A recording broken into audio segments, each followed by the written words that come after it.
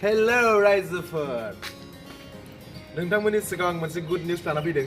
बे गुड निउसआनो जाहैबाय जोंना जे बिसम्बि मुभि जे सावथुन बिसम्बि बेखौ नोंथांमोना गोबाङानो नुवाखै जानो हागौ। डिस्टार्बफ्रा गोबां नुवाखै जानो हागौ। जोंना बे मुभिखौहाय जोंना मोनसे गोदान प्लेटफर्म फैदों। बे प्लेटफर्मआनो जाहैबाय न्यूबो एप्स होनो बेखौ प्ले स्ट'राव मोनो। नोंथांमोना बे मुभिखौहाय बे एप्सआव नायनो मोनगोन। बेयो जाहैबाय मोनसे OTT प्लेटफर्म OTT एप्स। दा नोंथांमोना बेवहाय नुनो मोनगोन बिसम्बि मुभिखौ। स' नोंथांमोना जाय बिथांमोना नायनो होननानै लुबैना दंमोन बिसम्बि मुभिखौ जे जोंना सार पंकज लाहारी जि डिरेक्टर जोंनि बर' सावथुनावहाय सासे मुंदांखा डिरेक्टर बिथांनि दैदेननायावनो जे बरन जानाय बिसम्बि मुभिया जोंना बे OTT प्लेटफर्म न्यूबोआवहाय 25 डिसेम्बरावहाय रिलिज खालामगोन। स' नोंथांमोना एक्साइटेड बा नोंथांमोना नायनो हागोन। बे न्यूबो एप्सखौ नोंथांमोना डाउनलड खालामना ला प्ले स्ट'रनिफ्राय।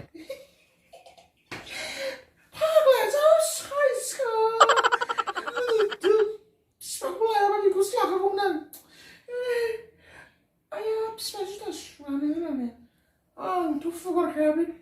बिमा गिबिनि फिसाखौनो लहाय मा खालामबाय थादों बेयो?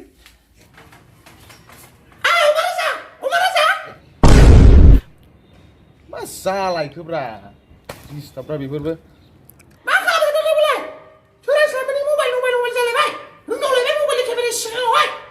खामानि गैया नालाय गैया बिमा गिबियाबो मा गथ'आ लांखा आंहासो खस्थ' खामनाय मावनाय फिसिनाय खामानिखौथ' मावथारलाबाय गथ'आ दा जुथाय फुगा जुथाया माबे मा जालायखौ भिडिअबो खालामला नामा मा दिनै रुलांबाय थायो मा होनदों?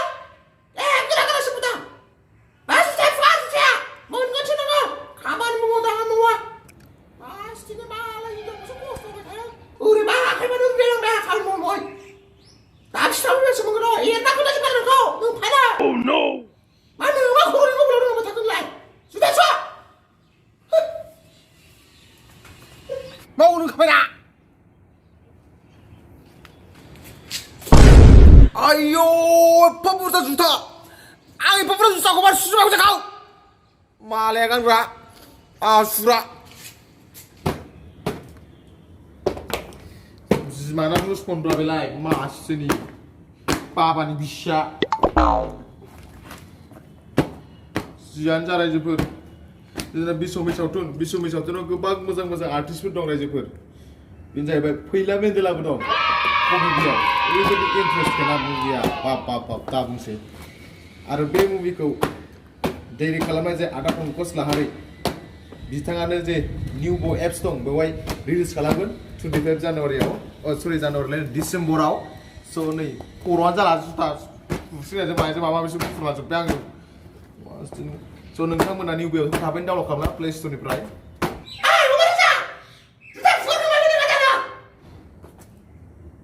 जालायबाय दा रोदाव हरलायबाय मा जालायखौ मा होनदों? र'ना बिफाजों मानसि बिजाबनोसो गथ' बिमा गिबिनि फिसाबाथाय बिदिनो गदायफोरनि खोथाखौ लाखाया माबा मानसिफोर दं आरो खिनाया खियाखै दहायनिफ्राय मुसुराव गेसाव खिफिगासिनो बियो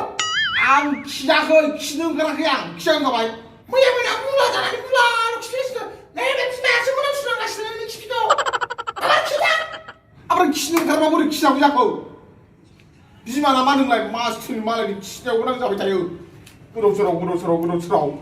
माबा लौथिजोंसो मोनगोन नोङो गथ' इस लौथि लानाङा थांसै खिनोसै र' खिनोसै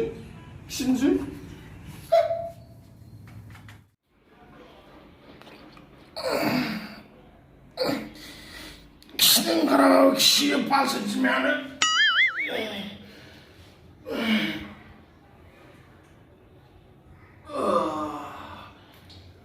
खियाबो बसासो जाबाय दा जिखुनु जाया रायजोफोर बिसम्बि सावथुनाव जोंना हिर'आनो जाहैबाय सोरां नार्जारि बारलाब बुलायनायावबो डेन्जार आसला आरो जोंना बसुमतारिबो दं एक्ट्रिसआव दं जोंना लिना ओमफ्राय आलारि जिखुनु जाया बे मुभिखौनो दासो थप होनलायनाय गलांबाय जिखुनु रायजोफोर 25 आव होगोन रिलिज 25 डिसेम्बर माने गाबोन नोंथांमोना निउ एप्सखौ थाबैनो डाउनलड खालामना बे बिराद मोजां मोनसे प्लेटफर्म फैनानै दं जिखुनु जाया गासिबो माबाखौनो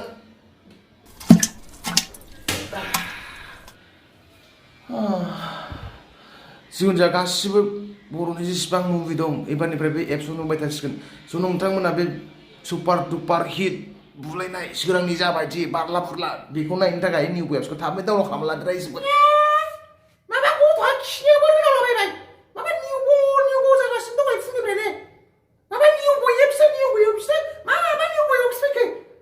खानो रोंबाय थानायल' मबाइलनि सिगाङाव केमेरानि सिगाङाव दसेखौ खिनायावबो सिरि थादो माबायदि गथ' बेलाय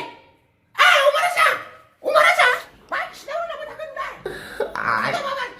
मा जालायखो आंलाय सुखायाखै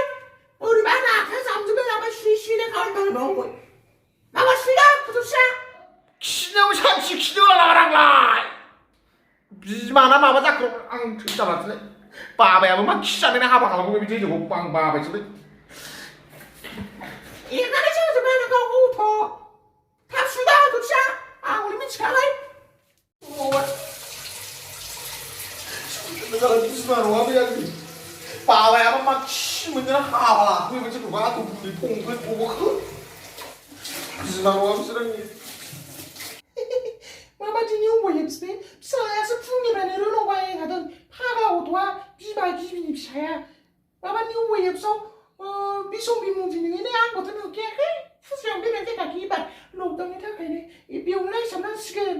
डाउनलड खालामनि आङो माबायदि निउबो बेयो निउबो दं आरो माथो प्ले स्ट'राव हाब नै नायनांसिगोन सुरा नार्जारिखौ नुबावबाय आंनि फेभरेट oh my god आयौ नेनाखौ जा साइजथारदों आंखौबो साइज नुगोन मेकआप होननानै एक्ट्रेस जानोसै नामा नायनोसै आंनिबो बोलानानै एप्सखौ बोरै अबाव थांखो नै निउबो बिसम्बि नै दा गिदिर फैखाबाय आयौ सोराङा रागा खरा रांथारदोंहाय नायनांसिगोन बेयावनो मा दंबावो बिमा बादुल हायना मुलि बिर आयौ बर'नि गोबां मोजां सावथुनफोर दंसोगारो माथो नायनांसिगोन निउबो एप्सआ मोजां जाथारबायहाय बे निउबो एप्सआव नायबाथ' मोजां बर' मुभिबो नुखासिगोन आरो बे गान्जा फाग्लायाथ' सोरनि बे पंकज लाहारिनि डाइरेक्ट खालामनायाव आंनि फेभरेटखा पंकज लाहारिया नायनांगोन माबा लोगोफोर नोंसोरबो नायदो निउबो एप्सखौ डाउनलड खालामना लादो प्ले स्ट'रनिफ्राय 25 डिसेम्बरावहाय रिलिज होगोन बे बिसम्बि मुभिखौ नै आंहा डाउनलड खालामखाबाय लोगोफोर नोंसोरबो डाउनलड खालामना नायदो थाबैनो आयौ 25आवथ' ख्रिस्टमास दंलै ख्रिस्टमासावथ' थांथारनांगोन आं होमबा ख्रिस्टमास जाहैनो ना मुभिखौसो नायनो सानाव ख्रिस्टमास जाहैनोसै ओमफ्राय 8टासोआव सफैखागोन 9टा 10टा 11टासिम नायनोसै ओमफ्राय है ओंखाम ओंख्रि संलायलायबाय बिमा गदायनि फिसाखौ अमा राजाखौनो संखागोन आं जानानै उन्दुगोन नायनानै बाय बाय लोगोफोर